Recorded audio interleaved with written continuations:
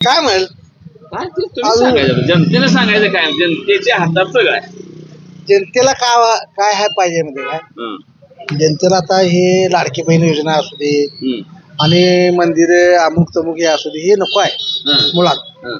आम्हाला काम द्या. आम्हाला तुम्ही 10 रुपये द्याला का नाही आम्हाला 100 मिळवायची कपॅसिटी आमच्यात आहे. बरोबर. आमच्या हाताला काम द्या. हं, बोंबलत फिरायला रस्त्यावरून पोरं त्याची कोण चौकशी करणार आहे लक्षात घ्या. हं, आज शैक्षणिक पात्रता घसरल्या प्राथमिक शाळा बंद व्हायच्या याच्यात आहे लक्षात घ्या. त्या शाळेकडे लक्ष नाही आहे. प्रायव्हेट शाळा हो म्हणून वाढल्यात त्यांच्या फी होऊन वाढल्यात शाळेकडे लक्ष आहे.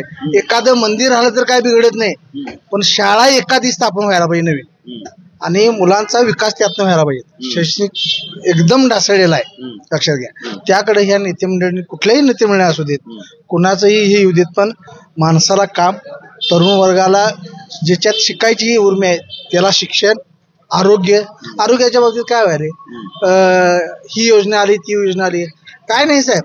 योजनेचा सगळा माल हा डॉक्टरांना फायदा आहे. हं. काहीतरी दाखवायचं आणि त्याच्यावर पैसे काढायचे कमिशन काढायचे सगळे धंदच चालू आहे. काहीही चांगलं नाही.